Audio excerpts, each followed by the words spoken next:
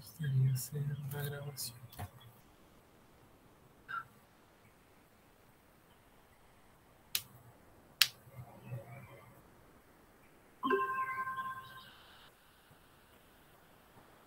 Bom, boa noite.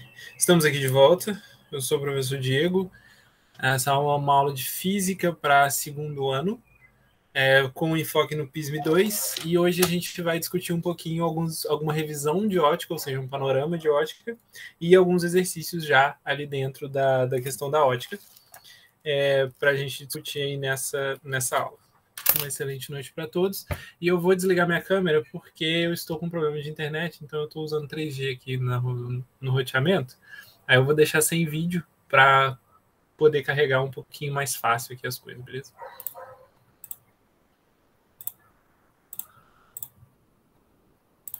Se meu áudio falhar ou alguma coisa assim, você me avisa, Lucas. E qualquer dúvida, você me interrompe a qualquer momento, que a gente vai discutindo aí.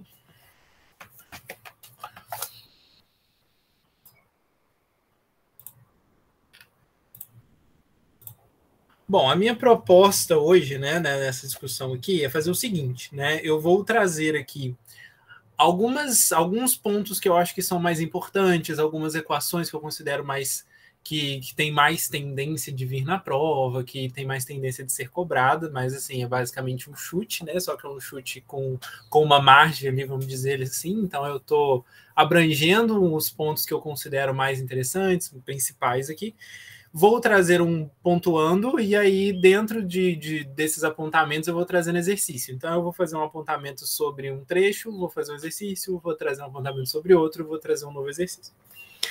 Bom, a primeira coisa que a gente tratou, né, que a gente foi discutindo, foi a questão de espelho plano. Então, a gente tratou com relação aos espelhos planos, tá? Então, os espelhos planos, o que basicamente eles fazem, né? Eles vão projetar ali uma imagem igualzinha, tá? Só que espelhada, né? Ou seja, a ambulância ela fica com o nome invertido, né? Quando você olha no espelho, você vê invertida a sua imagem, né? Então a gente vai ter uma inversão dessa proporção de esquerda para direita, né? Mas a gente vai ter as mesmas dimensões mantidas. Então, se eu tenho uma distância D aqui desse lado, a imagem ela vai ser projetada numa mesma distância D e seguindo as mesmas características da pessoa, né? Por mais que eu não tenha sido capaz de desenhar aqui um desenho igualzinho, né?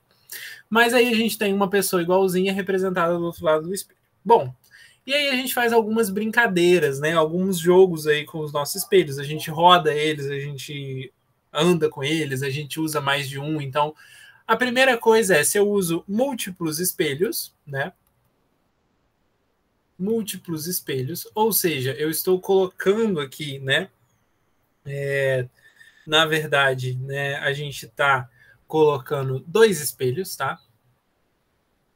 Ou seja, eu estou colocando um espelho aqui assim e outro espelho aqui assim, e a gente está colocando um objeto aqui no meio. Ele vai ser refletido e ele vai provocar várias imagens, né?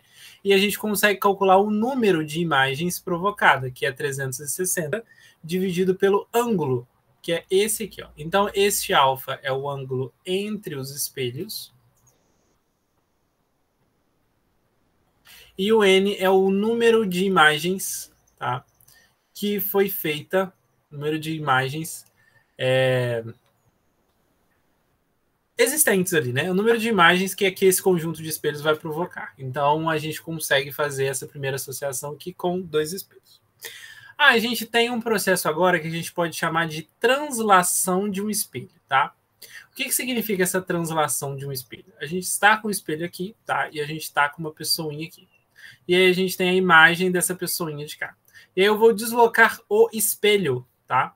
Então a pessoinha nova está aqui, o espelho está mais afastado e a imagem, né, está mais afastada aqui, beleza? Então a gente vai ter aqui, né, uma condição de que, né, o espelho ele pode ter andado aqui x, né? Então o espelho ele andou uma distância x, né? Então a gente teve o espelho aqui andando, né, uma distância x. E a gente quer saber o quanto que vale essa distância que a imagem andou. Então eu vou chamar ela de d. E aí a gente consegue entender que o D ele é igual a 2 vezes o X. Então, quanto andou a imagem, tá?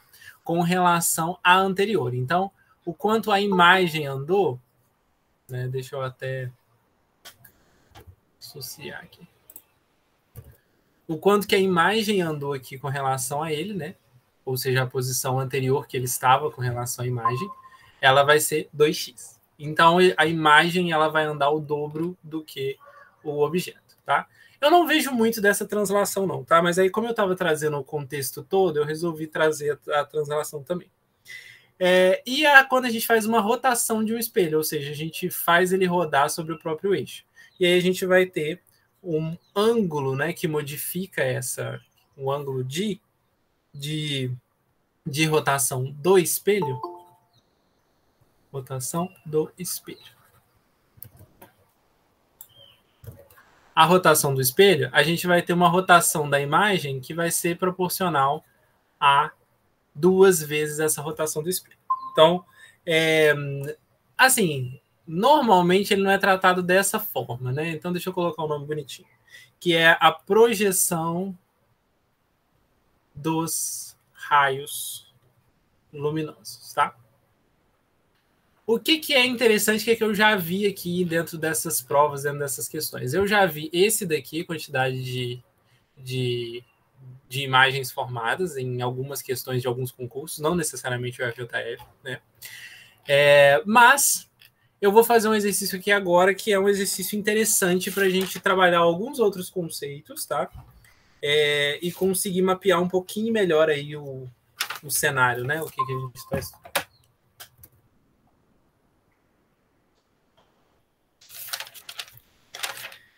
Pessoal, avisando para quem chegou agora, eu estou fazendo um esqueminha hoje, comecei por ótica, né? Eu estou fazendo um apanhado de um pedaço do conteúdo e aí eu vou fazer um exercício com relação àquele apanhado, tá? E aí depois que eu fizer os exercícios daquele grupo, né, daquele apanhado ali que a gente está fazendo, né, eu vou... Aí a gente vai mudando de tópico, ou seja, um pedacinho de conteúdo e um exercício daquele tópico. Tá? Eu só ver esse exercício aqui, porque eu não acho que eu ia usar ele, não. Vou fazer esse 8 aqui. Tá? Qualquer coisa a gente volta naquele outro ali. Então, eu vou fazer um apanhado aqui de todo o conteúdo de ótica, tá? E aí, depois a ideia é a gente fazer um apanhado de termologia das coisas que o Léo já apresentou para vocês, aí eu vou fazer um apanhado também hoje, né? A ideia é essa. Se eu não conseguir fazer o apanhado de termologia, a gente vê aí como é que a gente organiza. E a minha câmera tá fechada porque eu tô roteando o celular, tá? Então, eu tô com um problema na minha internet aqui, ela caiu, só que eu não queria cancelar a aula, então eu tô tentando fazer no celular. Então, se der algum problema aí, vocês já fiquem ligados que é por isso. E qualquer coisa de falha aí, vocês avisam. Bom, exercício aqui. Esse exercício é o seguinte. O esquema abaixo apresenta um homem de frente para um espelho plano S, vertical, e de costas para uma árvore P, de altura igual a 4 metros. Qual deverá ser o comprimento mínimo do espelho para que o homem possa ver nele a imagem completa da árvore? Então, a gente tem aí uma questão importante, né? Que é, eu vou tentar entender ali qual que seria o tamanho mínimo, tá? O tamanho mínimo deste espelho para a gente conseguir ver a árvore inteira, tá? Tá, eu não consigo aqui cortar, né? Então eu vou aumentar isso aqui e vamos na fé. Olha, a gente tem uma propriedade que é a propriedade da reversibilidade dos raios. Então, isso significa o quê? Tá? Para fazer exercício, a gente tem duas opções. A gente tem duas opções aqui no desenvolvimento desse exercício. A gente pode projetar, né, esse hominho aqui do outro lado e tentar olhar o campo de visão dele, aonde ele veria a árvore, tá? Então, ele teria que ver a árvore inteira, então ele teria que ter esse campo de visão aqui, tá? A gente também pode fazer de outro jeito. A gente pode projetar a árvore e ver quanto que a árvore vai nesse fluxo. Então, eu vou fazer isso, tá? Eu vou fazer a projeção da árvore. Então, Aqui a projeção a gente tem 2. No total aqui, ó, a gente tem 6, né? Então, qual que é a distância da árvore para o espelho? 6 metros. Então, a gente tem 6 metros da árvore para o espelho. E a árvore ela estaria aqui, ó, nessa pontinha aqui, tá? Ó, igualzinho ao original, né? Vamos que vamos. Então, a gente tem a árvorezinha aqui no finalzinho, tá? 6 metros de distância do espelho. Por quê? Essa é a imagem da árvore. A imagem e o espelho, ela vai ficar a mesma distância que o objeto está do espelho, né? E ela vai ser virtual, né? Porque ela é formada pelas projeções dos raios luminosos. Porque os raios luminosos, eles batem aqui e voltam, né? E ela é formada pela projeção dos raios luminosos. Mas a gente tem essa árvore projetada exatamente a 6 metros de distância. E a gente tem a propriedade da reversibilidade dos raios. Então a gente vai usar isso ao nosso favor. Eu vou dizer o seguinte, olha. Eu vou dizer que o meu amiguinho aqui, ele vai ver esse campo de visão aqui. Então, para ele ver a árvore inteira, o último sinal da árvore aqui tem que ir até os olhos dele, certo? Só que, para ele ver a árvore inteira, também o pezinho da árvore ele tem que vir até os olhos dele. Então perceba que o campo de visão para ele ver a árvore inteira é esse. Então qual que seria o tamanho mínimo do espelho? Esse aqui, ó, que eu vou chamar de DE, que é o tamanho, a distância do espelho, né? Tamanho do espelho. Então a gente teria que essa daqui seria o tamanho do espelho, tá? E aí acontece uma coisa bem interessante aqui. Por quê? Eu não sei que essa árvore tem 4 metros de altura, então essa imagem aqui ela vai ter 4 metros de altura, certo? Então, olha só, eu posso fechar aqui esse entendimento, ó, e dizer que isso aqui tem 4 metros de altura. Mas eu não formei um triângulo aqui, olha. Eu tenho um triângulo aqui nessa formação. Então, eu tenho um triângulo, ó. Eu vou ter que fazer um triângulo mais decente, né?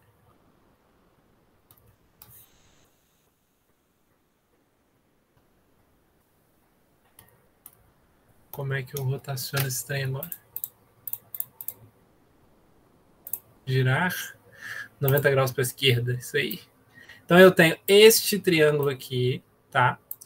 E aí aqui, olha só, eu tenho o olho do nosso garotinho, tá? Então aqui tá o olho do nosso garotinho. Então eu posso até desenhar aqui assim, ó. Ele tá aqui, tá o olho do nosso garotinho. Tá? Aqui eu tenho a imagem da árvore, que mede 4 metros, né? Então aqui eu tenho a imagem da árvore, ó, projetada lá. Tá? E nesse meio do caminho aqui, o que eu tenho? Eu tenho o espelho, que é o nosso DE aqui, que é o nosso espelho que está aqui no meio desse caminho. Beleza? Então eu tenho esse triângulo grande, ó. Esse triângulo grande eu repliquei ali, eu tenho o espelho aqui no meio e eu tenho a altura lá de 4 metros, beleza? E aí agora eu tenho que olhar as distâncias, né? Porque olha só, a distância do espelho para a árvore é 6 metros. Então, ó, a distância do espelho até a árvore é 6 metros. E a distância entre o espelho e o hominho, né, o nosso amiguinho aqui, é 2 metros. Ó, a distância do espelho até o hominho, 2 metros. Então, a gente tem aqui 2 metros. Beleza? E agora eu vou usar a semelhança de triângulos. Né? Eu tenho, olha só, eu vou dizer aqui, olha, que eu tenho este triângulo pequeno aqui, tá? E eu tenho este triângulo grande aqui, ó, que vai a extensão toda, tá? Então, eu tenho 2 triângulos ali. E aí o primeiro ângulo é comum aos dois, é esse aqui, ó. Esse daqui é comum aos dois, tá? E aí eu tenho os outros ângulos, né, que eu vou marcar como congruentes, né? Ou seja, semelhantes aqui. Iguais, né? Os ângulos são iguais, né? Os lados vão ser congruentes. Então eu tenho esse lado aqui, ó, que ele é congruente com este lado aqui. Com esse ângulo aqui. E eu tenho esse último aqui, ó, que é aqui de cima, que também é congruente com esse daqui. Então perceba o seguinte, né? Se eu olho para este ângulo aqui, né, este primeiro aqui, eu vou dizer, por exemplo, quando ele olha para o triângulo menor, que é esse daqui, ó, eu vou dizer que quem está oposto para ele? O DE. O DE, ele está para esse mesmo ângulo olhando para o grande. Esse mesmo ângulo olhando para o grande, ele é 4 metros, olha, 4 metros. Então, DE sobre 4 metros é igual a... E aí agora eu vou olhar este ângulo aqui, ó. Ele é congruente com esse daqui de cima. Então, quando eu olho esse daqui nesse triângulo aqui, né, isso aqui não seria a nossa altura, né, esse 2 metros aqui não seria a nossa altura, então eu vou comparar a altura com a altura, né, de cada um deles. Então, eu vou ter no pequenininho 2 metros, tá? E no grande, olha só, o grande vai olhar aqui e ele não vai ver 6, ele vai ver 8, que ele vai ver o triângulo inteiro, né? Então, são 2 mais 6, que ele está vendo a altura toda aqui. Então, é 2 sobre 8 metros. Aí, o que eu vou fazer agora? Eu vou passar esse 4 multiplicando, vai ficar 2 sobre 8 vezes 4. A gente vai fazer uma simplificação aqui, ó. Na verdade, não precisa. 2 vezes 4, 8, dividido por 8, que é 1 metro. Então, o tamanho mínimo do nosso espelho é o quê? Tamanho mínimo do espelho é 1 metro. Foi dúvidas? Querem perguntar alguma coisa? Vocês podem interromper a qualquer momento também, tá? Quando vocês tiverem dúvida.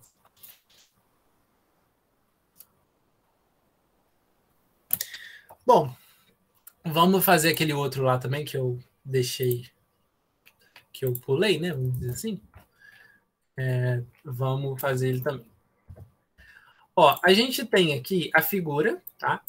E ele está fazendo, ó, a figura a seguir representa um espelho plano que pode girar em torno de um eixo contendo seu centro C, tá? Então ele está rotacionando.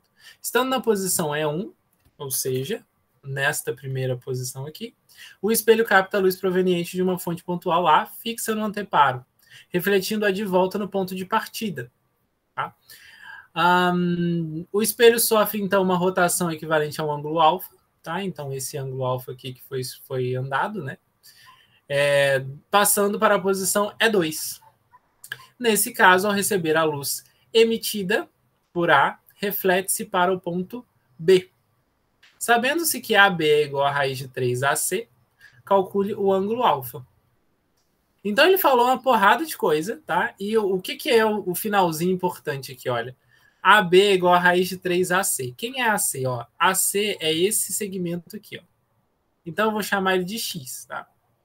E quem que é o AB? O AB é esse segmento aqui, ó. Ele vai de A até B. E ele vale raiz de 3AC. Mas o AC eu não chamei de X, então ele é raiz de 3X. E ele está querendo saber o quê? Ó, ele está querendo saber, nesse caso, ao receber a luz emitida, calcule o ângulo alfa, ou seja, o ângulo de deslocamento, né? Do nosso eixo. Só que a gente não pode dizer que esse alfa também é esse alfa aqui, porque da mesma forma que a luz ela batia retinho aqui, o deslocamento da luz aqui, né, foi exatamente o ângulo que o espelho deslocou. Então esse alfa aqui é igual a esse valor aqui, de ângulo de deslocamento. E eu posso dizer, né, que a nossa tangente de alfa ela não é cateto oposto sobre cateto adjacente. Tangente de alfa, cateto oposto sobre cateto adjacente. Aí eu vou simplificar o nosso x aqui. Eu vou ter que tangente de alfa é igual a raiz de 3. Tá? Só que qual que é o ângulo alfa que faz a gente ter uma tangente no valor da raiz de 3? Tá? Esse valor de ângulo alfa aqui é 60 graus. 60 graus?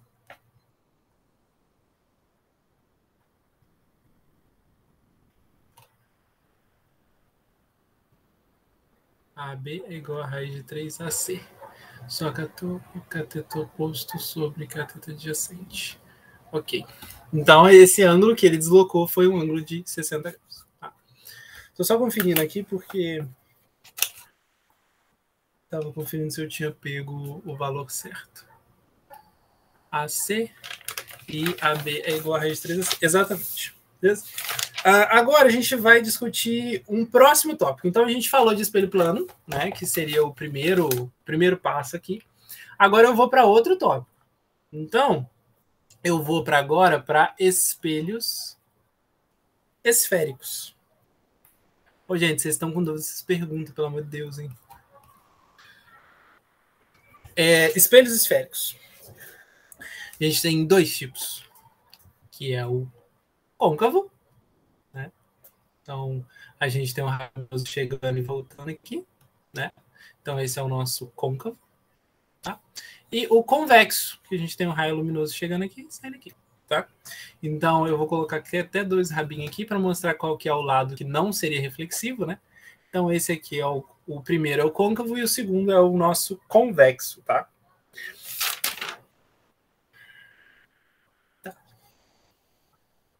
Aí a gente tem que tratar uma coisa importante,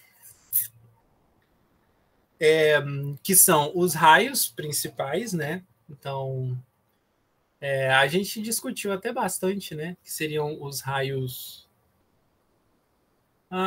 luminosos de maior interesse, né? Podemos dizer assim. Então, seriam os raios de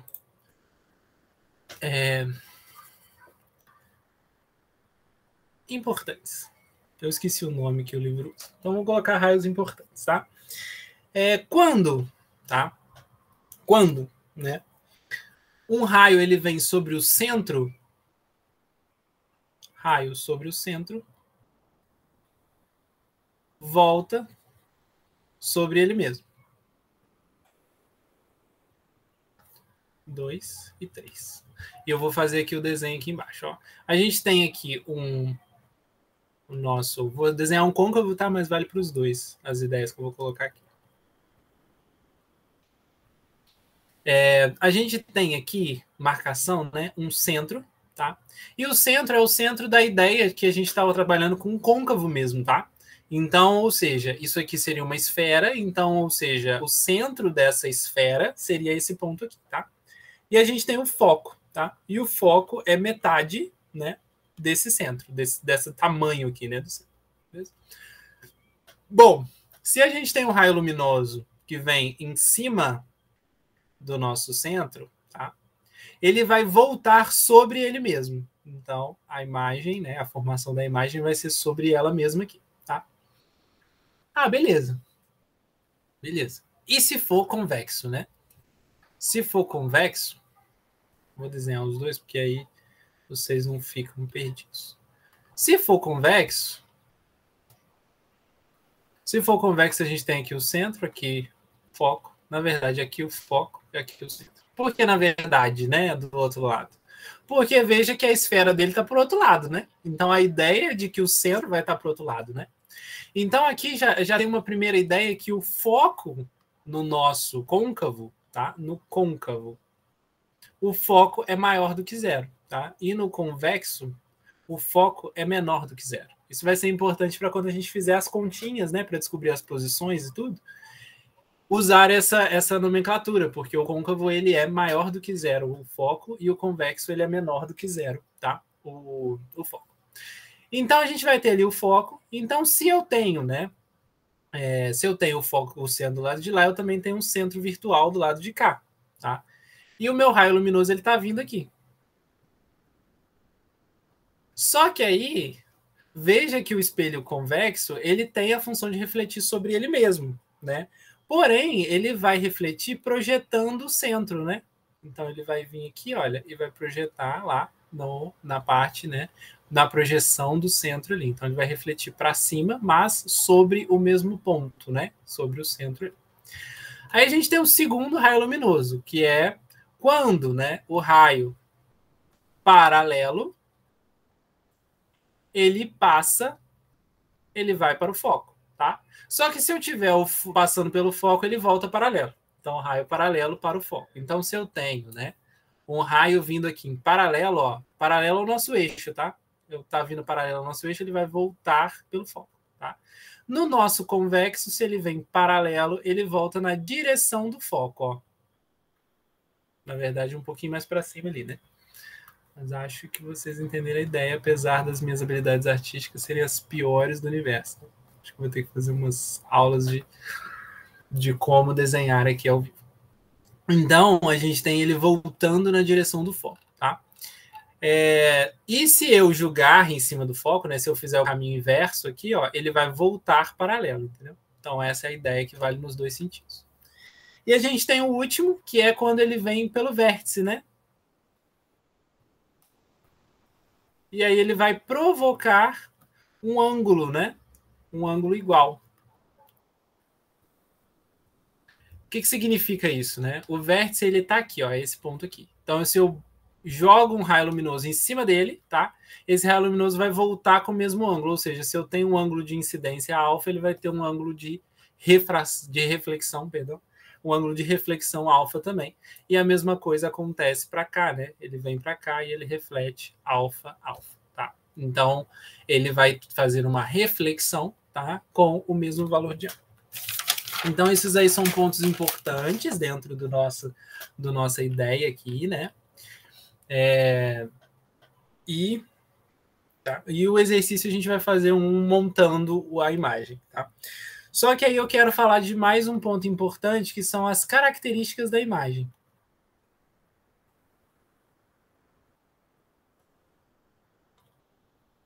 E algumas equações também que eu acho que vão ser interessantes, né? Bom, a gente pode ter objeto virtual e objeto real também, tá? Mas qual que é a ideia entre uma diferença de um real, tá? De algo real, de algo virtual, né? O real, ele é formado pelos raios refletidos, tá? Ponto. Ele é formado pelos raios refletidos. E o virtual, ele é formado pela projeção dos raios refletidos.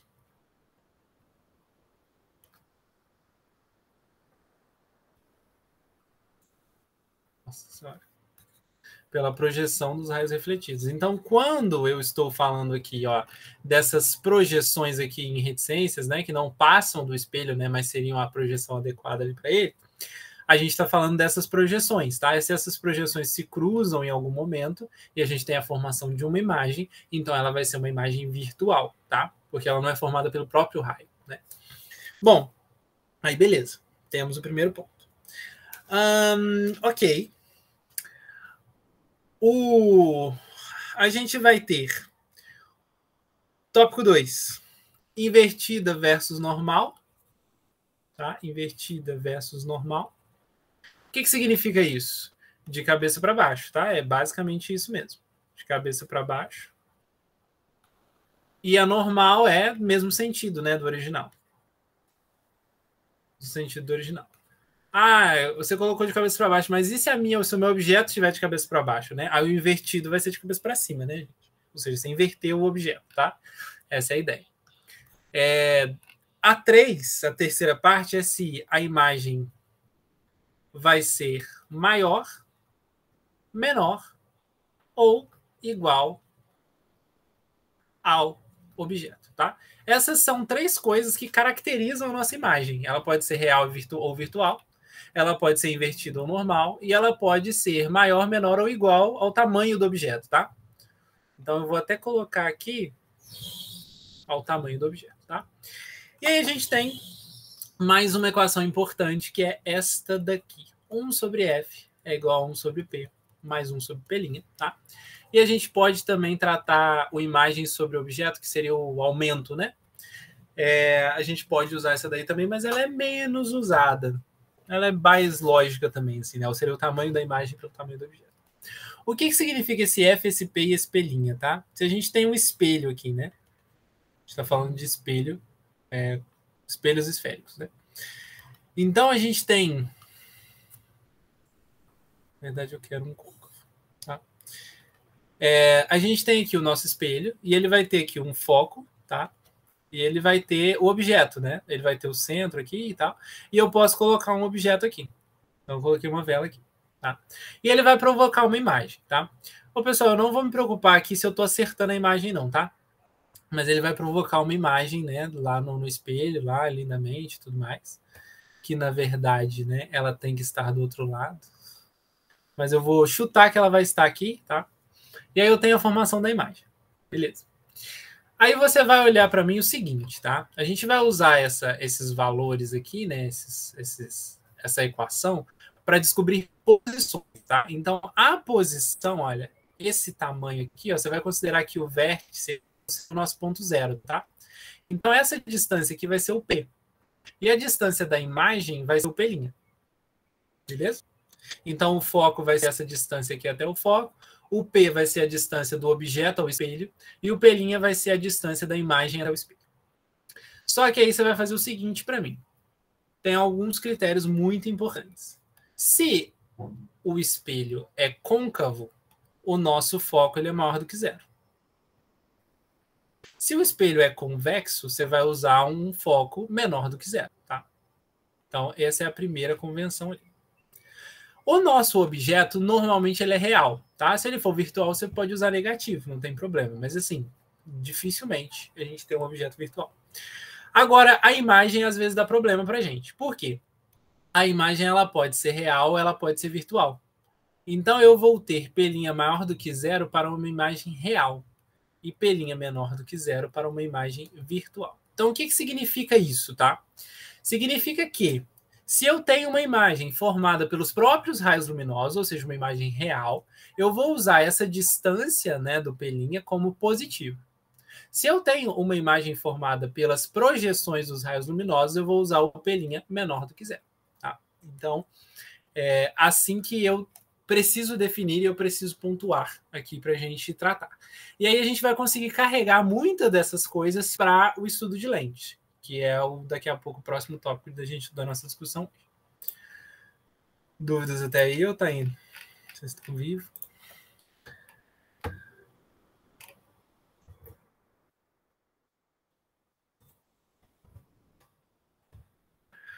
Bom, então eu tenho um exercíciozinho aqui, tá? Divertidinho para nós. Para a gente discutir essas questões, né? Esses valores e tudo. Bom, em um experimento de ótica geométrica, dispuseram-se um toco de vela e um espelho côncavo gaussiano E, de distância focal de 20 centímetros, como expressa a figura. O toco de vela foi deslocado de x0 até x1, com velocidade escalar de módulo 1 centímetro por segundo, tá? Enquanto o toco de vela foi deslocado. Qual foi o módulo da velocidade escalar média da imagem, expressa em centímetros por segundo? Tá. Vocês gostariam de tentar fazer esse antes de eu resolver? Eu posso dar uns minutinhos, se vocês quiserem. Se vocês quiserem, manda pelo menos no chat aí para mim. Né?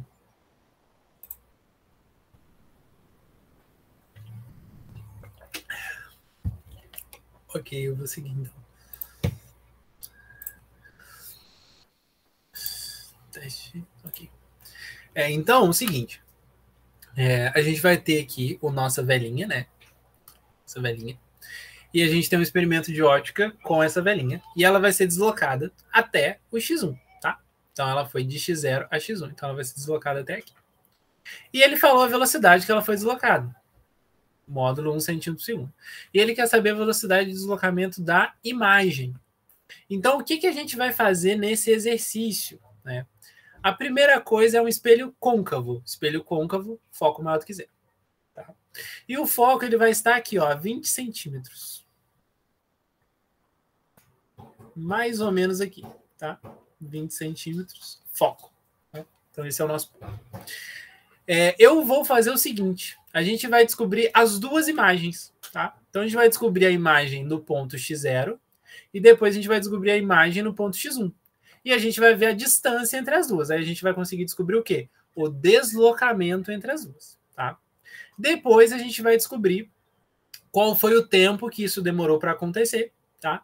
E aí, por fim, se a gente tem o espaço deslocado e a gente tem o tempo, a gente consegue calcular a velocidade. Lembrando que velocidade nessas condições aqui que a gente está trabalhando, né, que seria um movimento uniforme, ela vai ser ΔS sobre ΔT. Então, se a gente tem o deslocamento e a gente tem o tempo, a gente consegue descobrir a velocidade. Então, o que eu vou descobrir? O quanto a imagem andou, tá? Quanto a imagem mandou. E aqui eu vou descobrir o tempo que ela demorou, né? O tempo que demorou é o mesmo tempo que o objeto, né, demorou para se deslocar, tá? Mas é porque eu ainda não tenho ele em valores aqui, então a gente vai ter que descobrir. Bom, vamos fazer então o primeiro teste, né? Ó, a gente tem que fazer os raios luminosos aqui agora, para a gente descobrir onde é que está a nossa imagem. Aí a gente tem duas opções. A gente pode desenhar e tentar descobrir bonitinho, tá? E a gente pode fazer tudo com conta. Não precisa necessariamente do desenho, não, tá? Então, eu vou fazer o seguinte aqui. Eu vou fazer o desenho, tá? Só como um elemento de extra aqui para vocês. Mas saibam que a gente vai resolver mesmo só por contas. A gente não vai precisar desenhar. Mas já aconteceu no PISM deles pedirem o desenho. Então, por isso que eu vou fazer o desenho aqui para vocês como uma forma adicional, né? Da gente ver aqui o que acontece dentro do nosso circuito. Então, olha só. A gente vai ter aqui o primeiro raio luminoso, que entenda que ele está no fim da vela, tá? E ele, se ele está vindo paralelo, ele volta pelo foco. A gente tem um espelho côncavo aqui. Vai voltar pelo foco ali, mais ou menos. tá? Ah, se a gente tem agora, a gente tem que pegar outro, né? Outro raio luminoso. Tá? Então, o que eu posso fazer, né? Eu posso colocar...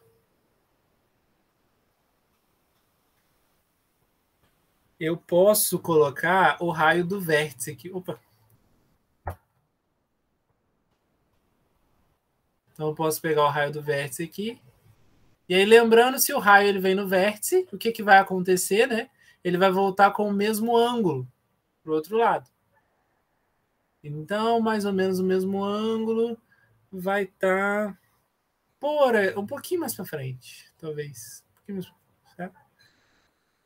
Beleza. Eu fiz mais ou menos no olho, né? Claro que não é o ideal, né? Óbvio. Mas a gente vai trabalhando aí com o que dá, né? Aí a gente vai ter o seguinte, ó, os raios cruzaram. Os raios cruzaram, então isso significa que eu vou ter uma imagem formada aqui, ó, tá? Então essa daqui é a minha imagem 1. Vou colocar aqui IM1, tá? Então essa é a minha primeira imagem. Agora eu vou colocar de outra cor aqui, seriam os raios luminosos, para quando ele estiver nessa posição aqui. Só que aí nessa posição aqui, né, o que eu vou ter aqui? Eu vou ter a minha vela numa posição nova. Então, eu vou ter aqui a minha vela aqui, ó. O objeto, tá? Então, aqui vai ser o OBJ2. Ou seja, a segunda posição do objeto, né? Segundo, primeiro. Então, na segunda posição do objeto, a gente já tem outros contornos, né? A gente já tem uma outra situação. Então, olha só, a gente vai vir aqui com o raio para cá.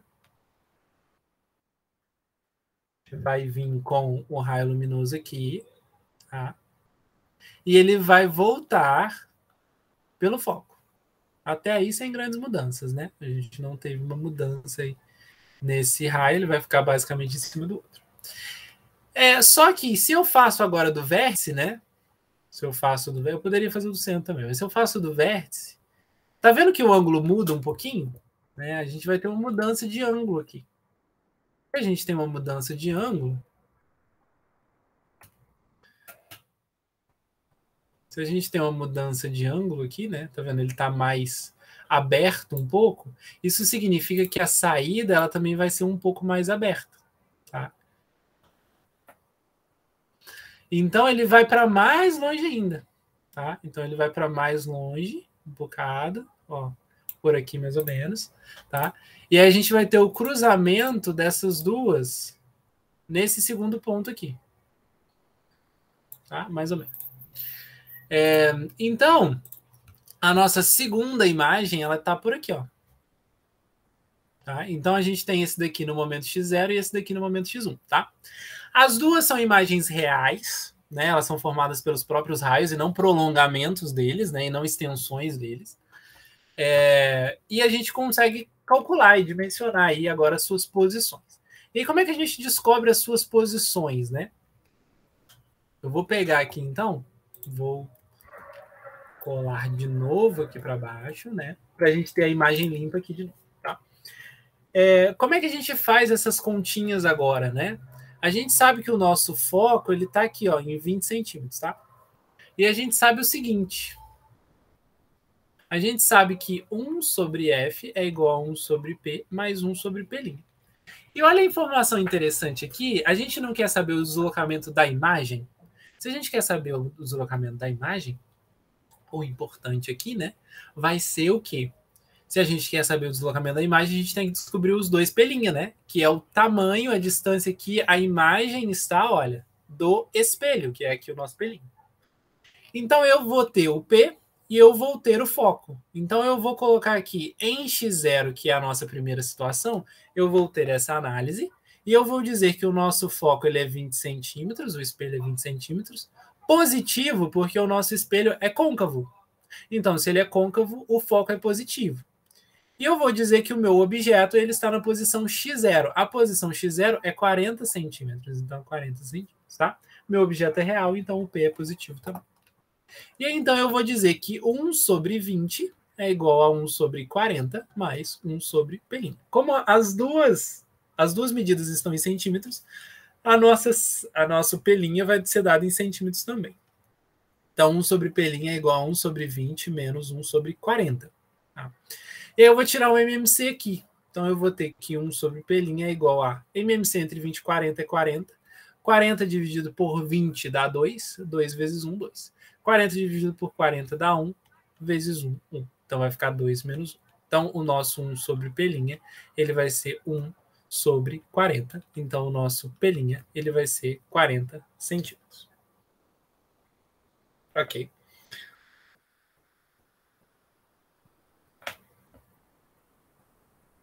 Tá. Então, P', 40 centímetros. Então, a gente descobriu o primeiro, tá? Ele estava a 40 centímetros. Faz sentido ele ser positivo? Faz. Porque a nossa imagem ela é formada pelos próprios raios. Então, o P' ele seria positivo mesmo, tá?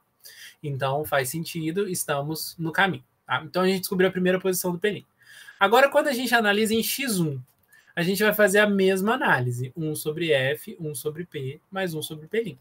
O nosso espelho é côncavo, de foco 20 centímetros, tá? E a nossa imagem agora ela está em X1, tá? O X1 ele vale 30 centímetros. Então, o nosso P agora vai ser 30 centímetros. Positivo porque o nosso objeto é real, positivo porque o nosso foco, o nosso espelho é côncavo. Então, a gente vai ter 1 sobre 20 é igual a 1 sobre 30, mais 1 sobre P', tá? Então, a gente pode dizer que 1 sobre P' é igual a 1 sobre 20 menos 1 sobre 30. Eu vou tirar o MMC agora desses dois. O MMC entre 20 e 30. Esse aqui eu vou fazer na mão. Se vocês não estiverem recordando como fazer o MMC, que às vezes a gente dá uns bugs na cabeça e tá tudo bem, tá? Eu vou dividir, então, por 10, tá? Já é um primeiro valor aí que a gente tem, que a gente sabe que os dois são divisíveis. Então, 20 por 10 dá 2, 30 por 10 dá 3. Tá? Vou dividir por 2, que dá 1. Vou dividir por... Aqui continua 3, né? E vou dividir por 3 agora, que dá 1 e 1. E aí eu vou multiplicar todo mundo aqui. Vai dar 2 vezes 3, 6. 6 vezes 10, 60. A maioria das pessoas começam pelo menor, né? 2, 3, faz diferença nenhuma, tá? Mas é mais normal, por quê? Para você não perder nenhum divisor ali comum, né? Dentro do processo, né? Então faz sentido, tá? Então a gente vai ter aí 60. 1 sobre P' é igual a 60 embaixo, ó, 60 dividido por 20 dá 3, vezes 1, 3. 60 dividido por 30 dá 2, vezes 1, 2. Então, a gente vai ter que 1 sobre P' é igual a 1 sobre 60. Isso significa, então, que o P' é igual a 60 centímetros. Se eu multiplicar cruzado aqui, vai ficar P vezes 1, 60 vezes 1, tá? Se vocês quiserem fazer dessa forma, né? Ou só inverter os dois lados também dá certo. E o nosso P' é 60 centímetros. Então, o nosso P' ele foi de 40 centímetros para 60 centímetros, tá? Então, esse foi o percurso do nosso P'. Na primeira posição, ele estava em 40, na segunda posição, ele estava em 60. Então, qual que foi o ΔS? Qual que foi o deslocamento? 60 menos 40, 20 centímetros, tá? Agora a gente precisa descobrir o quanto tempo se decorreu. Então, vamos lá, né?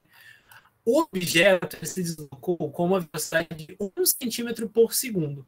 E qual que foi a distância que o objeto se deslocou? Ó, de 40 para 30. Então, ele se deslocou 10 centímetros. Então, o nosso objeto, o que aconteceu com ele? Ele estava com velocidade de 1 centímetro por segundo, tá? Ele deslocou 10 centímetros. Eu não consigo descobrir o tempo? Consigo, né? V igual a ΔS sobre ΔT, tá? A nossa velocidade ela é 1 centímetro por segundo.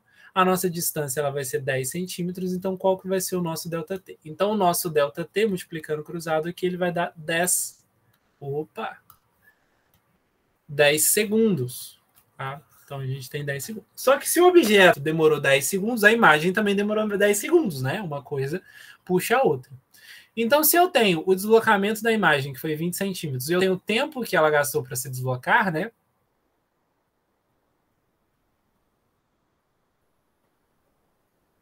Eu vou ter velocidade igual a ΔS sobre ΔT, eu vou ter que ela andou 20 centímetros e eu vou ter que ela se deslocou em 10 segundos. Então, eu vou ter 20 dividido por 10 me dá 2 centímetros por segundo. Essa é a velocidade da imagem no nosso exercício. Dúvidas? Dificuldades?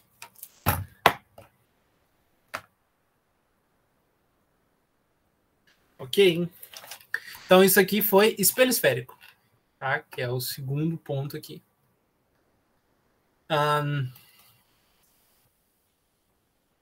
Refração da luz, nosso terceiro ponto de discussão da ótica aqui. Tá? Refração da luz, a gente tem que lembrar de algumas coisas importantes. A velocidade da luz no vácuo é 3 vezes 10 metros por segundo. Tá? A gente tem o índice de refração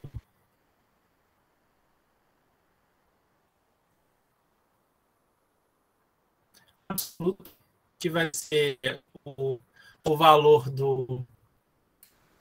da velocidade da luz no vácuo dividido pela velocidade, né, naquele ambiente. Então, esse seria o índice de refração absoluto. Então, por isso que materiais eles vão ter um índice de refração próprio, tá? Ele é calculado dessa forma.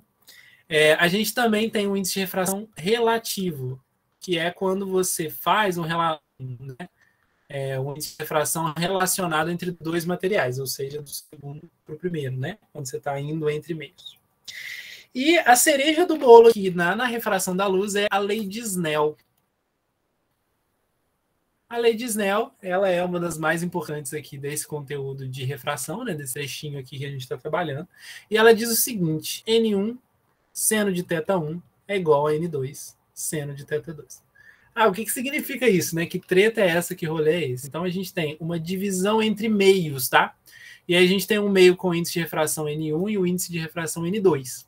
Quando você incide uma luz aqui, lembra que ele vai fazer reflexão, que era o que a gente estava focado quando a gente analisa os espelhos, né? Que ele faz uma reflexão completa. Só que em ambientes normais, né? A gente vai ter o quê? Uma refração. Então, por exemplo, você pode ter um lago aqui, né? Ele vai ter uma reflexão luminosa, mas ele também vai ter uma refração. Porque você vai ver que o lago ele se ilumina com o sol, né? Então, mesmo abaixo do nível da água, né? Então, você vai ter ali uma iluminação, ou seja, uma luz refratada. Então, isso daqui é a nossa luz refratada. Essa daqui é a nossa luz refletida. E essa daqui é a nossa luz incidente, beleza? E aí ele fez uma relação entre essas coisas, porque aqui você tem um ângulo de incidência, θ1, tá? E aqui você tem um ângulo de refração, θ2. Então o Snell ele foi lá e viu essa relação e ele percebeu que essa relação funcionava. Se você pegar o N1, né, que seria o índice de refração absoluto do primeiro meio, vezes o seno do θ1, que seria o ângulo de incidência daquele raio luminoso, ele vai ser igual ao N2, que é o índice de refração do segundo meio, vezes o seno de θ2, que é o seno do ângulo de refração, né? O ângulo aqui que está entre a normal e o raio refratado, tá? Então a gente tem essa condição. Quando a gente tem uma reflexão total, lembra do caso da fibra ótica, que a gente falou bastante dele, que ela faz reflexão total dentro da fibra, né? Então, quando a gente tem uma reflexão total, o que significa isso, tá? Significa que a gente está indo de um meio menos refringente para um meio mais refringente. O que significa isso? Um meio com um índice de refração menor, um meio com um índice de refração maior, isso, para um meio com índice de refração menor, tá? Então, você está indo de um lugar mais refringente para um lugar menos refringente. A refringência ela está justamente relacionada com o índice, ou seja, a velocidade que a luz se propaga naquele meio. Então você pode perceber que, por exemplo, a luz, né, se a gente ficar imaginando aí um pouquinho, a gente vai entender que a luz, né, ela se propaga mais lentamente dentro da água do que no ar, por exemplo, né? Porque o ar ele é um meio gasoso ali, a gente vai ter uma facilidade maior de locomoção do raio luminoso. Já a água um pouquinho mais difícil, tá? Então, se você tiver uma lanterna dentro da água, ou seja, você está indo do meio mais refringente que a água para o meio menos refringente que seria o ar, né? Aí você pode ter um acontecimento de reflexão total. Qual que seria a ideia da reflexão total, né? Ela não funciona só entre água e ar, não, tá? Ela pode ser qualquer meio, só que a gente tem um meio mais refringente para um meio menos refringente. E aí a gente vai ter o quê? Uma abertura desse ângulo aqui, ó. Tá? Quando a gente tem um meio mais refringente para um meio menos refringente, ele vai abrir esse ângulo, né? Só que aí, quando a gente fala de reflexão total, é o seguinte, a gente chegou num limiar aqui do raio incidente, que esse raio incidente ele ia abrir tanto aqui que ele não vai conseguir refratar. Ele vai refletir 100%. Então, você não vai ter um raio refratado, tá? Então, qual que seria a ideia aqui, né? Seria que esse raio refratado, né, ele está no limiar aqui. Então, quando a gente tem uma situação de reflexão total, o que eu vou fazer? Eu vou fazer o θ2 igual a 90 graus. O que significa isso? Seno de 90 é 1, então N1 vezes seno de θ1 é igual a N2. Pronto, né? N2 vezes 1. Então eu vou ter ali um ângulo limite, né? Que seria o 90 graus nessa refração, já que não há refração alguma, então é entendido que 90 graus, que seria o limite, né? Porque aqui você tem um ângulo, né? É θ. Então, se ele refletiu todo o limite para entendimento da refração, seria 90 graus. Foi até aí? Vocês estão vivos? Tudo bem? Ok. A gente tem 2 exercícios de refração agora. Ainda tem um bocado de coisa para discutir. Se vocês estiverem morrendo aí e quiserem fazer um intervalinho, a gente faz um intervalinho, tá? Porque a nossa proposta era de 5 às 8, né? Mas eu vou fazer 6 às 8, tá? Não vou até às 9, não, porque senão judia muito. Talvez 6 às 8, talvez mais não. Mas se der, eu faço menos. Não sei se é possível. Tá? Então, olha só. A figura seguinte representa um pincel cilíndrico de luz monocromática, que propagando-se do meio 1, incide na fronteira separadora deste com o meio 2. Uma parcela da luz incidente é refletida, retornando ao meio 1, enquanto outra é refratada, passando para o meio 2. Sabendo que os pincéis refletidos e refratados são perpendiculares entre si, obtenha o ângulo de reflexão e de refração. Então, olha só que doideira. Né? A gente tem aqui, né, que este ângulo aqui entre os refratados, o refletido e o refratado, ele é 90 graus. Ó. Esse ângulo aqui é 90 graus. Isso foi dado, né? Isso foi dado aqui dentro do nosso contexto, que ele é 90 graus. E a gente sabe que o de incidência, ele é 60 graus. Aí a gente tem algumas coisas importantes aqui. Ele quer os ângulos de reflexão e de refração. Para o de reflexão é mais fácil, porque o ângulo de reflexão ele é igual ao ângulo de incidência, tá? Se você tinha esse detalhe aí, vamos relembrar esse detalhe, que o ângulo de reflexão ele é igual ao ângulo de incidência. Então a gente tem 60 aqui. Tá? Então, se a gente tem 60 ali, a gente sabe que aqui a gente tem 30. Né? Então, se aqui a gente tem 30 e entre esse raio aqui e esse raio aqui a gente tem 90, então isso significa que deste lado aqui eu vou ter 60. O que significa, né, que este ângulo aqui, que seria o ângulo de refração, ele vai ser 30 graus. Tá? Então, porque se eu tenho 60 aqui, tudo é 90, né? Aqui vai ser 30, né?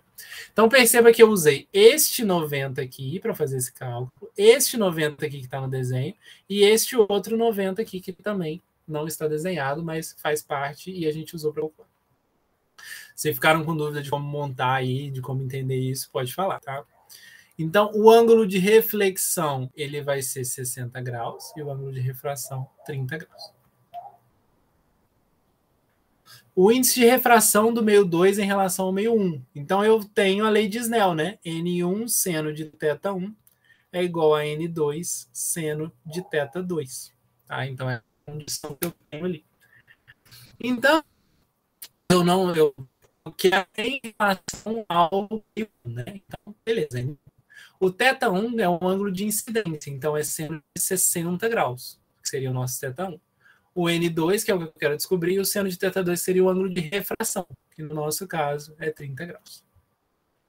Então, N1 vezes o seno de 60 é raiz de 3 sobre 2. Tá? N2 vezes o seno de 30, que é meio. Então, eu vou ter que N1, né? Eu posso simplificar aqui o 2, né? Dos dois lados. Não tem problema nenhum, tá? Então, N1 vezes raiz de 3 é igual a N2 vezes 1, que é N2, né? Então, eu vou só inverter os lados aqui. Então, eu vou dizer que o N2 ele é raiz de 3 vezes N1.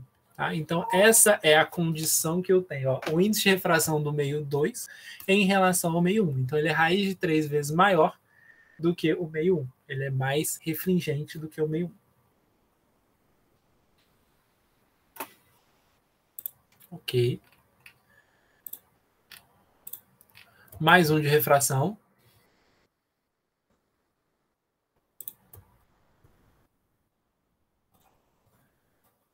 Mais um de refração. Então, olha só, aqui a gente tem um arranjo. Tá. Vamos lá. Eu ia até deixar isso para lá, mas já que eu separei, vamos fazer ele bonitinho. Bom, vai que eu acerto o exercício que cai para vocês, né? E vem um negócio desse. Então, olha só, a gente tem aqui, no arranjo representado na figura, temos duas lâminas de face paralelas, transparentes e sobrepostas. Os materiais que são feitos às lâminas têm índice de refração N2 e N3. Enquanto o meio que envolve o sistema tem índice de refração N1. Tal que o índice de refração N3 é maior do que o N2 e é maior do que o N1 por sua vez. Tá? Um raio luminoso monocromático incide na lâmina superior com um ângulo alfa. Determine o ângulo de emergência da luz na lâmina inferior ao abandonar o conjunto de lâminas. E se esse ângulo de emergência depende dos materiais das lâminas, respeitadas as condições do enunciado. Então, eu vou dividir em pedaços, tá? Olha só, a lei de Snell ela relaciona dois materiais. Então, eu vou analisar aqui deste primeiro material para o segundo material, tá? Então, nesse primeiro cenário, a gente vai ter o N1 de um lado. Vou colocar de preto aqui. A gente vai ter a linha aqui que divide os dois materiais, e do lado de cima é N1 e do lado de baixo é N2. E ele está incidindo em um ângulo alfa. Tá? Então, ele vai refratar. E a refração ela vai provocar aqui um ângulo beta, menor do que o alfa, porque esse índice de refração aqui é maior do que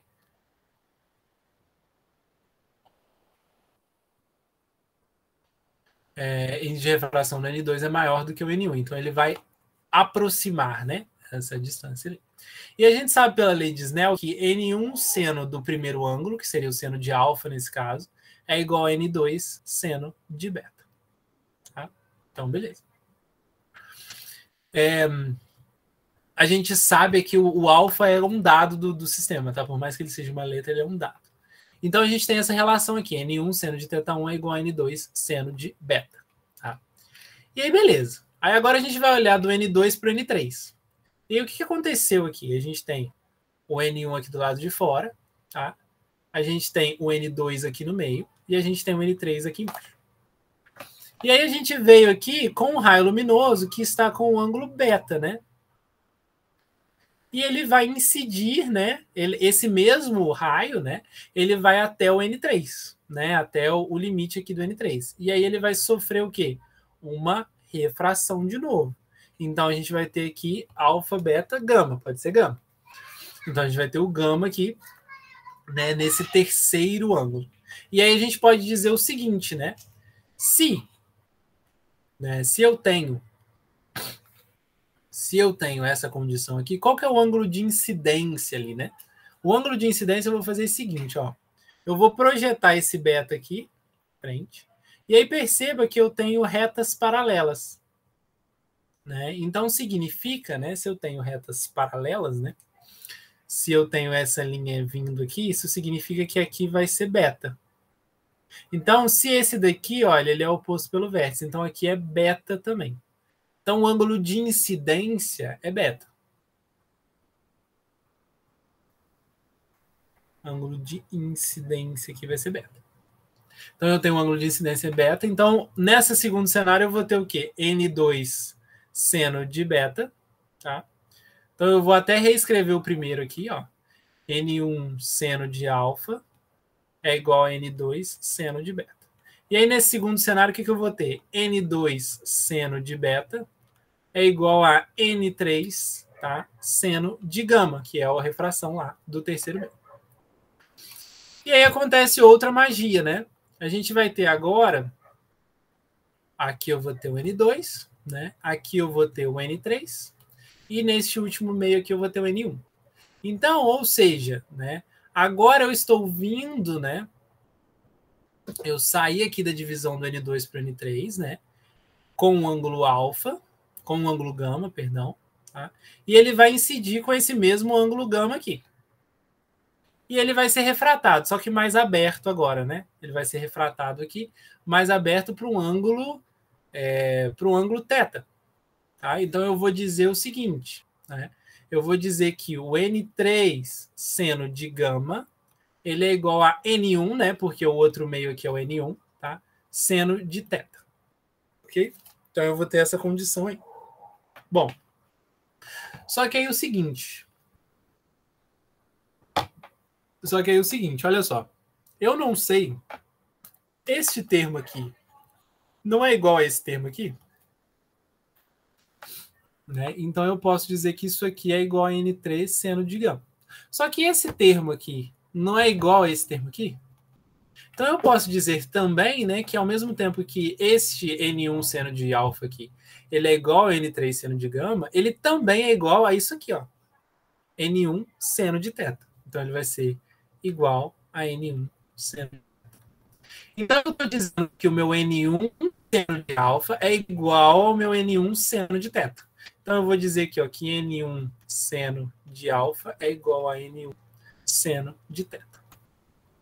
Então, ó, cortei o N1, tá? Seno de alfa é igual a seno de θ, então eu posso dizer que o θ é igual a alfa. Tá, eu fiz essa contaiada toda para dizer simplesmente que se eu estou passando entre meios e voltando para um meio anterior, né, o ângulo de saída vai ser igual ao ângulo de entrada. Tá? Então, o ângulo de saída aqui ele vai ser o próprio alfa no nosso sistema aqui, na nossa análise, entendeu? Então, o θ ele vai ser igual ao próprio alfa.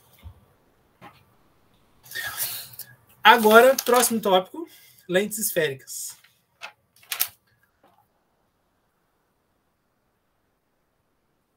Lentes esféricas. Tá. Então, quando a gente trabalha com as lentes esféricas, vamos lembrar o seguinte, né?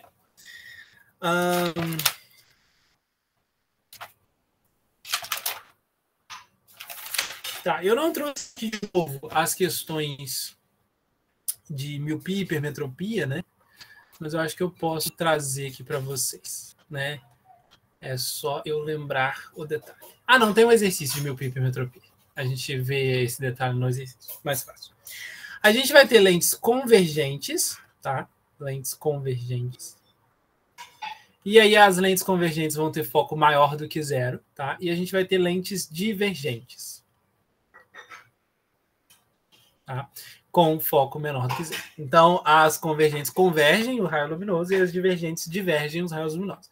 Só que lembra que a gente está falando de uma lente, então a luz ela passa, tá? Ela passa pela lente.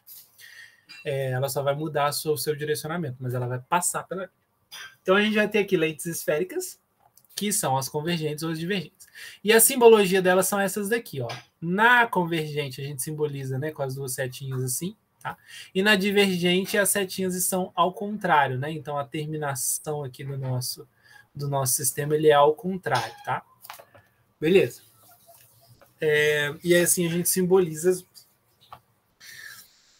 Bom, aí a gente tem agora os raios, né? Importantes.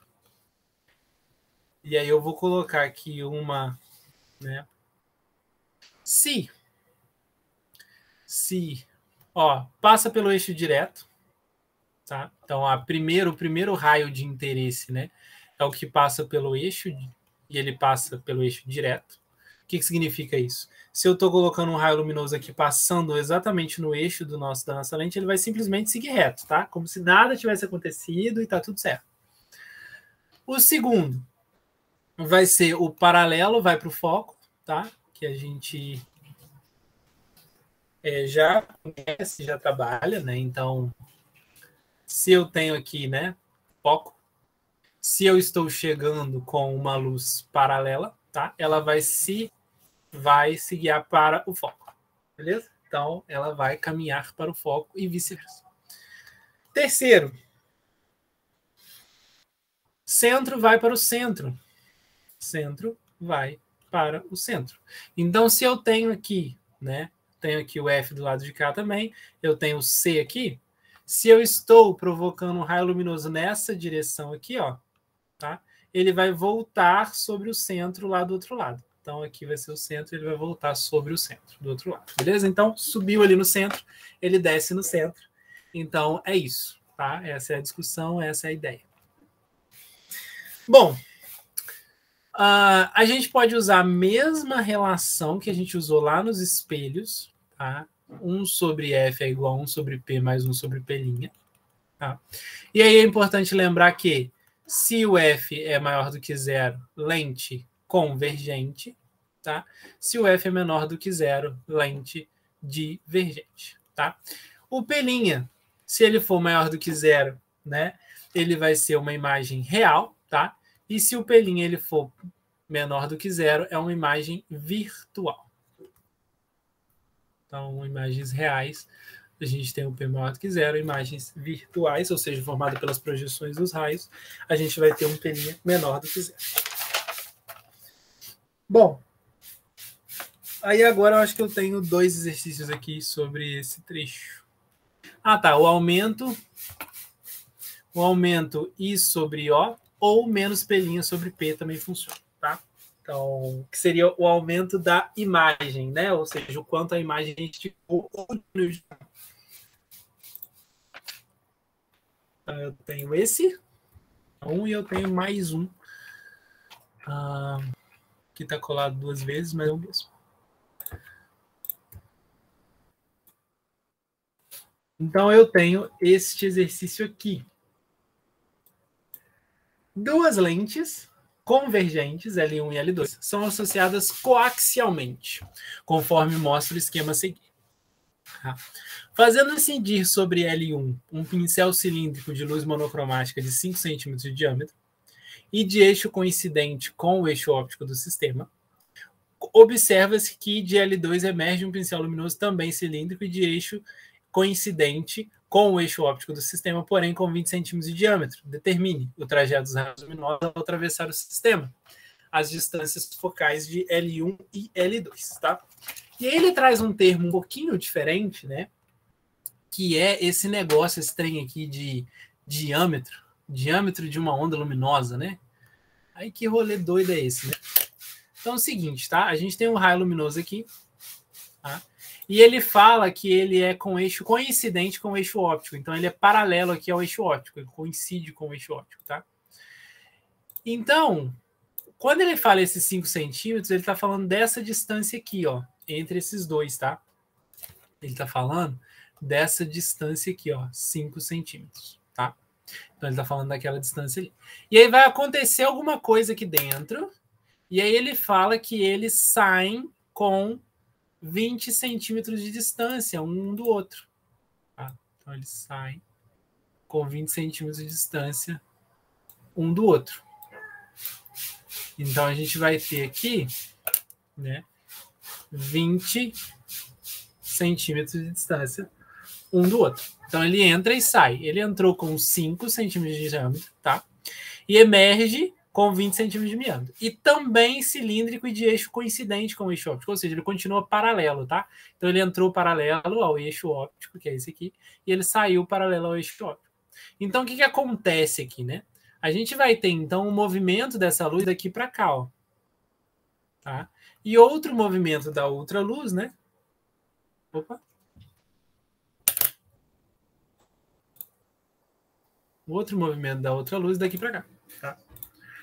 Só que, lembra o seguinte, quando um raio vem paralelo, por onde ele passa? O foco. Então aqui não é o foco 1? Foco do cara 1? Beleza. Agora, se ele está indo e está saindo paralelo da lente, não quer dizer também que ele está passando pelo foco. Então, esse daqui é o foco 2 também. Então, esse ponto de cruzamento aqui, ele vai ser tanto o foco do primeiro quanto o foco do segundo. No primeiro, porque ele está vindo paralelo e passando pelo foco. E no segundo, que ele está saindo paralelo. Então, para ele sair paralelo, ele precisa passar pelo foco daquela lente. Então, essas duas lentes, elas estão com o foco no mesmo ponto, que é esse daqui. Então, beleza. Aí a gente está com elas ali com um ponto no mesmo foco, né? Então, a gente pode dizer o seguinte, né? Que a gente vai ter, né? Que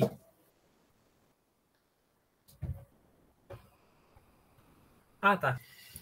Perdão. Aí a gente pode analisar o seguinte, né? A gente pode analisar isso aqui na ótica de dois triângulos. Tá? Eu vou desenhar os dois aqui para deixar ele mais claro para vocês.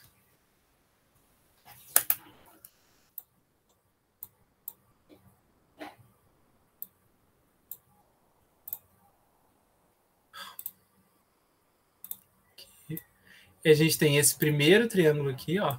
É esse aqui, tá? Né, que é esse dessa região aqui. E a gente tem o segundo, é esse menorzinho aqui, ó.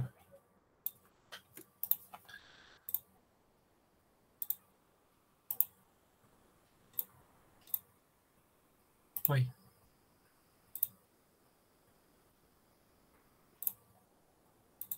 Assim. A gente reduz aqui e coloca ele... Ah, não. Sim, isso. Então a gente tem ele aqui, ó, nessa região aqui, ó, que é isso daqui, tá? Bom, a gente tem os dois triângulos, tá? E perceba que eles são OPV, então esse ângulo, né, ele vai ser igual ao ângulo de cá, né? Que a gente vai ter essa projeção, né? Já que eles são opostos pelos vértices aqui, a gente vai ter o mesmo ângulo dos dois lados. Então, eu posso fazer o quê?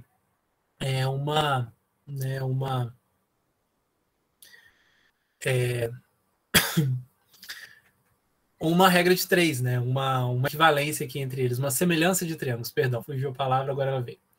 Então a gente tem aqui o seguinte: a gente tem que, na primeira relação, eu vou ter o quê? Qual que é o oposto aqui? É esse tamanho aqui, 5 e 20, né? Então eu vou dizer que 5 está para 20, ou seja, do pequeno para o grande. Tá? E aí a gente vai olhar a segunda relação com relação à altura deles. Só que a altura do grande, né, é o próprio foco. Então, F2. Ó, F1, né, que a gente está olhando primeiro. F1 sobre F2. Então, olha só, os dois aqui, a altura desse nosso triângulo é o próprio foco. Então, eu posso dizer que 5 está para 20, assim como F1 está para F2. E eu vou ter essa relação aqui, olha, F1 sobre F2 é igual a 5 sobre 20. Então, eu vou simplificar, que vai dar 4, né? 4 vezes 5, 20. Então, vai ficar 1/4 é igual a F1 sobre F2. Então, eu posso dizer, né, multiplicando cruzado aqui, que F2 é igual a 4F1. Até aí, beleza. Só que para descobrir os focos, né, a gente precisa também de mais informação. Só que é o seguinte, né, se eu disse para vocês aqui, e este nosso foco, né, é o mesmo ponto aqui, e com relação ao espelho de cá, né, ele é esse tamanho, com relação ao espelho de cá, ele é esse tamanho que é a altura, a gente pode dizer que a distância entre os lentes aqui, ela é 1 metro, tá? Então, eu posso dizer também que F1 mais F2 é igual a 1 metro. Só que eu vou colocar 100 centímetros. Por que eu vou colocar 100 centímetros? Porque a gente usou a relação aqui do 20 por 5 em centímetros. Então, eu vou usar esse somatório aqui também em centímetros, porque aí a gente fica tudo na mesma unidade. Então, a gente vai dizer que F1 mais F2 é igual a 100 centímetros. Se a gente sabe que F1 mais F2 é igual a 100 centímetros, e F2 é igual a 4F1, eu vou substituir a segunda primeira. Vou ter F1 mais 4F1 é igual a 100. Então, 4 mais 1, 5. 5F1 é igual a 100. Tá? F1 vai ser igual a 100 sobre 5. F1 é igual a 20 centímetros. Se o F2 é igual a 4F1, então ele vai ser o quê? 4 vezes 20 é 80 centímetros. Tranquilo, foi? Dúvidas? Não.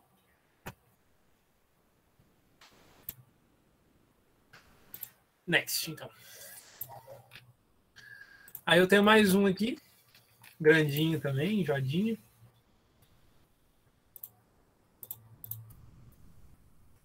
Então a gente tem o que aqui nesse exercício novo, né? Nesse novo apanhado aqui. A gente tem um espelho esférico côncavo, tá? De distância focal FE, e uma lente delgada convergente L, de distância focal FL igual a 12 centímetros. Tá? Então, estão dispostos coaxialmente com os eixos ópticos coincidentes, considerado conforme apresentado na figura. Admita que o espelho e a lente estejam sendo utilizados dentro das condições de Gauss. A distância entre o vértice do espelho e o centro óptico da lente é igual a D. Tá? Então, a distância entre o eixo do espelho e o centro óptico é D. Marcou ele também na imagem. Uma fonte pontual de grande potência capaz de emitir luz exclusivamente para a direita é colocada no ponto P. Então, quem está emitindo luz, tá? Quem está emitindo luz nesse cenário aqui é esse P aqui, ó. Tá? Não é o Q lá, tá? Isso é uma confusão normal, é o P aqui, ó. Só que ele emite luz só para a direita, tá? Então, ele está emitindo luz só para a direita. Beleza. É colocado no ponto P. Os raios luminosos provenientes da fonte seguem, então, as trajetórias indicadas acendendo um palito de fósforo cuja extremidade se encontra em Q. Então, a gente tem um palito de fósforo aqui, tá? E a gente vai seguir essas trajetórias aqui para formar, né, o que a gente espera, né, da ideia aí. Então, vamos lá. Informações que a gente tem, né? Foco da nossa lente é 12 centímetros. É uma lente convergente, então é um foco positivo, tá? O espelho esférico côncavo é de distância focal FE. E aí aqui a gente vai ter uma distância focal FE para o espelho. Tá? A pergunta não veio junto, né? Ou veio?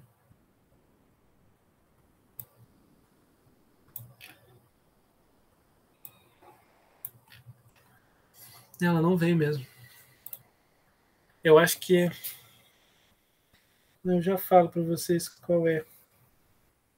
A gente quer descobrir o valor do foco FE, tá? Então, qual que é o objetivo aqui? A gente descobrir o foco FE, que seria o foco do espelho, né? E a distância D, tá? A distância Dzinha é essa daqui, entre os dois centros ali. Bom, o que acontece aqui, né? A gente vai ter que fazer uma análise aqui interessante para tentar descobrir informações da nossa jogada. Olha só, esse raio luminoso que sai do P aqui, tá vendo? Ele tá saindo do P, ó. E tá vendo o raio luminoso voltando aqui, ó, do espelho na mesma direção?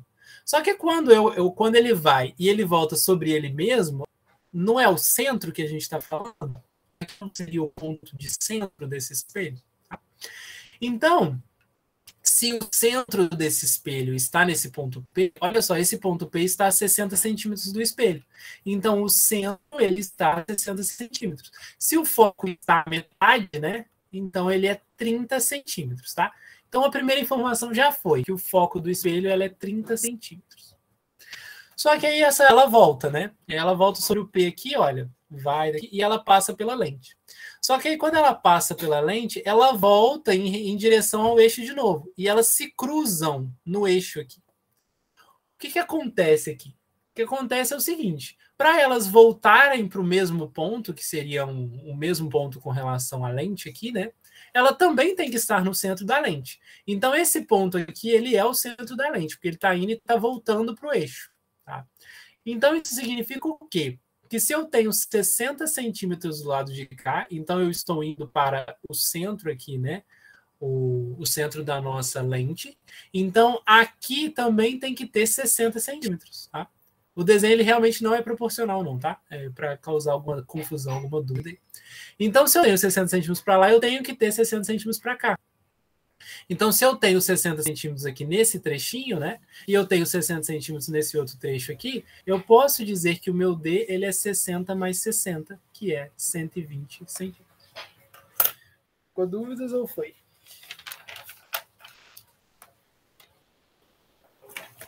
Ok. Então, agora eu vou fazer o seguinte, tá? Eu separei também alguns exercícios do FISM sobre ótica. Só que aí eu vou fazer uma abordagem um pouquinho diferente.